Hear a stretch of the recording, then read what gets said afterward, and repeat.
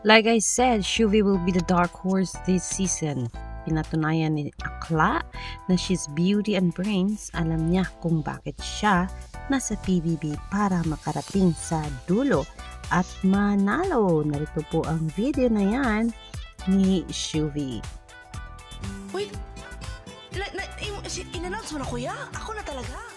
Tama ang nadinig mo. Hala ka din yung tarong, oy! Dahil dito, ikaw ang may karapatan para magkaroon ng final duo at ligtas ka na sa susunod na nominasyon. Ginoo ko, thank you Lord, thank you Lord, thank you Lord. Tanggalin mo yung takip sa nasa harapan mo. Oh, thank you Lord. Ako wala ni.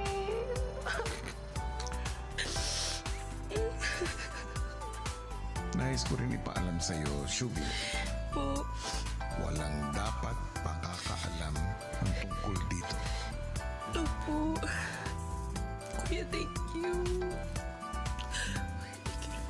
Oh my gosh, kuya, nadaog ko. Sobrang saya ko po, kuya, na nagbunga po lahat ng pag-aaral ko.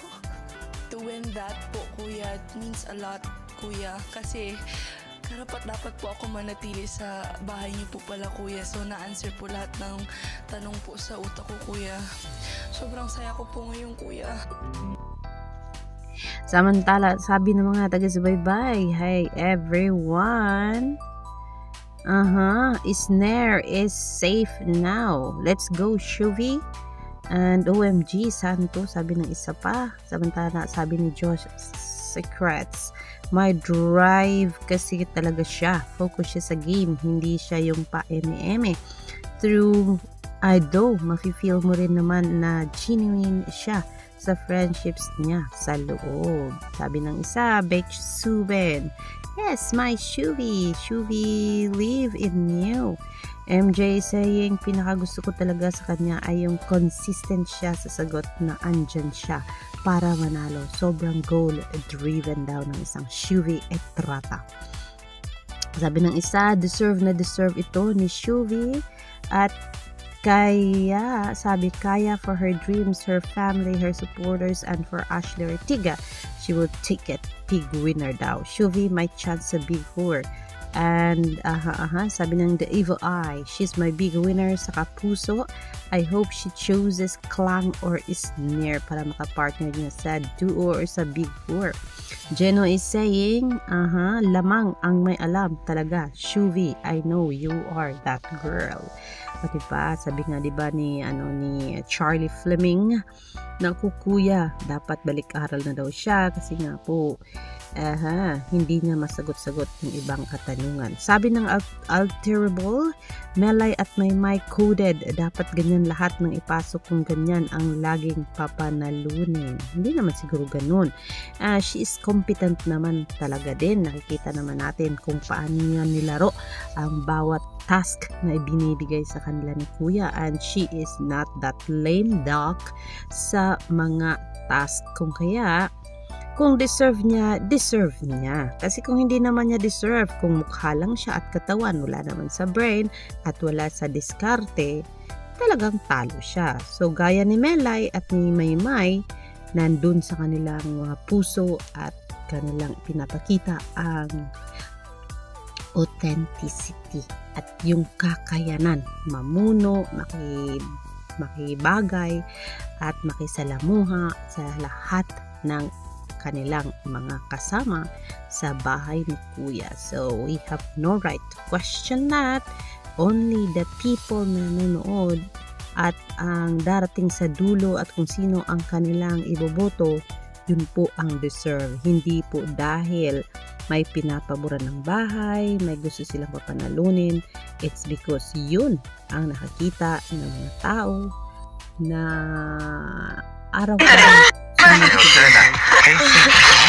nga yan. Okay nga lang yan, River.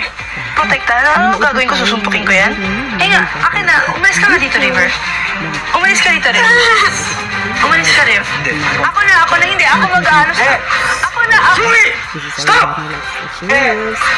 Ako na. Stop! mag-refresh na tayo. Tara na. Dun sa hallway lang, please. Tara na. Okay.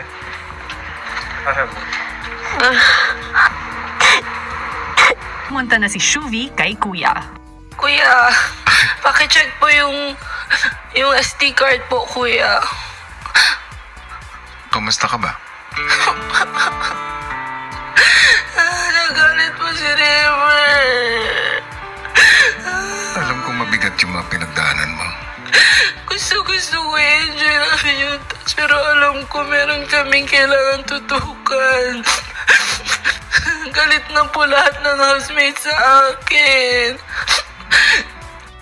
Pero Shuvi, nalalaman mo naman na ang ginawa mo ay para sa isang task lamang. Tama? Opo. Hindi mo intensyon yung mga sinabi mo o mga nagawa mo. Opo. Sa aking palagay, pag nalaman na ng lahat ang katotohanan, sa puntong yun, mas maluwag ang paraan mo para mas mapaintindi mo sa kanila kung bakit mo ginawa mo.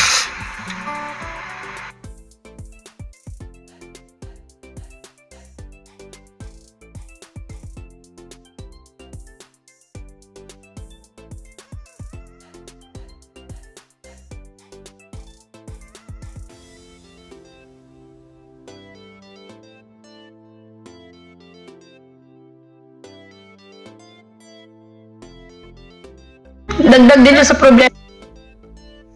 Hoy, ano ka ba? Puntahan kita? Okay. Inom-inom na lang tayo. Ikaw, iinom ka pa, hindi ka naman umiinom. Tara, inom tayo. Yes, please.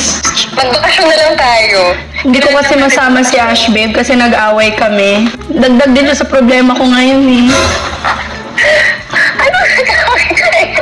Hindi ako naniniwala sa'yo. Ano to? It's a prank! Hindi kami ngayon sa GMA, sa Kapuso Exclusive.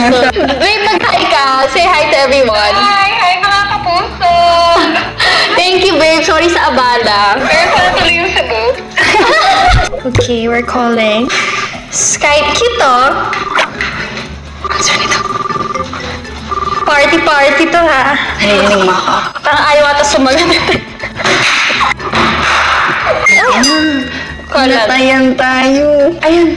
Sorry, I can't talk right now. Sabi niya.